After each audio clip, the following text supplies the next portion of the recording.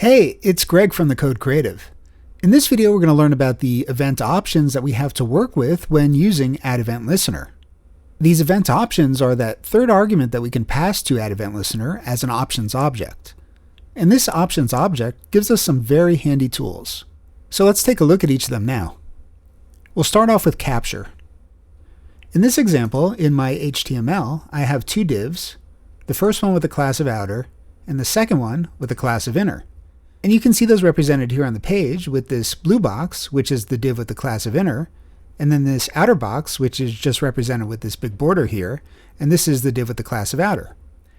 Now in my script tags, what I'm doing is I'm first selecting those outer and inner divs, and then I'm adding event listeners to both of them using the click event type. This first event listener on the outer div is just going to log out outer click. The second event listener on the inner div is going to log out inner click. So if you know about event bubbling and capturing, you'll know that event listeners fire by default during the bubble phase. So if I was to click this inner div, we should see first logged out to the console inner click, and then as that event bubbles up, we should next see outer click. So first of all, let's give it a try. And there you can see we get inner click first and then outer click. Now, as far as that third argument to addEventListener, what we can do is if we want that outer div to fire during the capture phase, we can simply say true. And I'll show you in a second that this is actually a shorthand. But let's save and give it a try. And now when we click on the inner div, first we see outer and then inner. So we know this event handler from the outer div is being fired during the capture phase. Now, I just told you that this third argument is a shorthand. So instead of saying true, another way to do the same thing is create an object, and this is going to be that options object. And here we can say capture, and then give it a value of true. And just to verify, we'll save, we'll do it one more time, and we can see it's doing exactly the same thing. So then what's the reason for doing this as an object? Well, the thing is, this options object can actually handle some other properties. And if you want to use any of those properties beyond simply setting capture to true, you want to pass in this argument as an options object. So one of those other options is the one I'm going to talk about now, and that's called once. And if we set once to true, what that's going to do is it's only going to allow the event handler callback function to run one time before it gets removed. So let me show you what I mean. Let's come into our options object for this outer div, and we'll use the once property, and we'll set its value to true. Now when I save, let's click on this blue box again, and let's check out the console.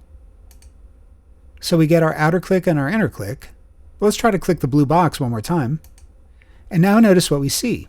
The event handler for the inner div ran, that's why we see this number 2 here, but the event handler for the outer div didn't run this time.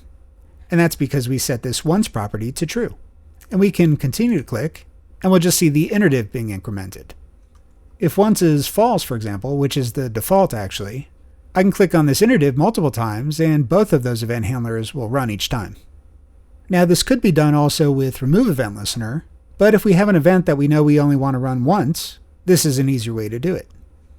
And by the way, if you want to learn more about remove event listener and actually this whole world of DOM events in JavaScript, well, we go deep into these topics in my course on DOM events in JavaScript.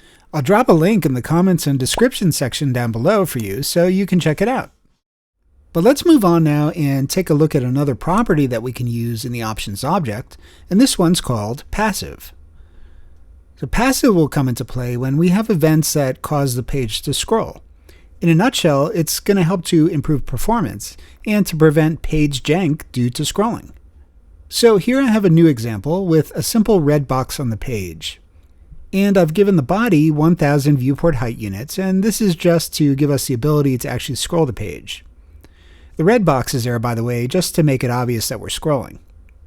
Now if I come down here to the left side of my DevTools, I can toggle device mode on. And with device mode, this gives me the ability to work with touch events. So touch events are those events that occur when the user touches a touch-based device like a smartphone or tablet. In my example, I'm going to listen for a touch move event on the window object. The touch move event is the one that fires when a user drags their finger across the screen.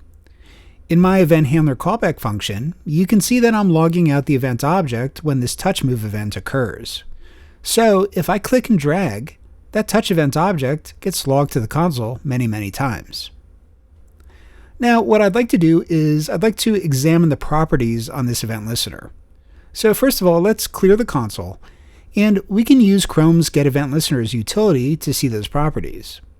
So let's do getEventListeners, and we'll pass in the window object. And if we expand the touch move, notice that its passive property is set to true. So in general, most event types, like the mouse events for example, will have their passive set to false by default.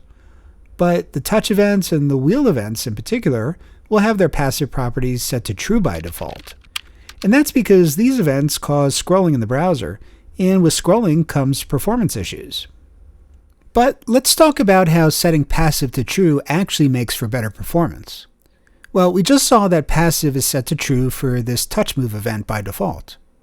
So if I were to try and call prevent default inside of this event handler, this should prevent scrolling. But if we do try to scroll, you'll notice two things. The first is that we're still able to scroll, you see? And the second is that we get this warning in the console telling us that since this is a passive listener, we were unable to prevent default. So basically prevent default was having no effect here. Now if I were to come in here and set passive to false, well, now we are able to prevent default. And as you can see, the page is no longer scrolling. So if passive is false, the browser needs to first run the event handler in order to know if prevent default will be called. And having to run this event handler first before the browser can start scrolling is what causes the performance issue.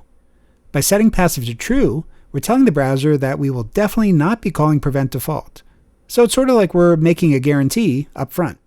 By the way, if you want to explore DOM events further, I have a course for you on DOM events in JavaScript. And this course is packed with everything that you need to know about the inner workings of DOM events, how to listen to events, and how to handle them with JavaScript. And we definitely go into a lot of detail on everything from mouse events to keyboard events to focus and blur events, and much more. You'll find the link below in the description and the comments sections. I'd love for you to check it out. See you next time.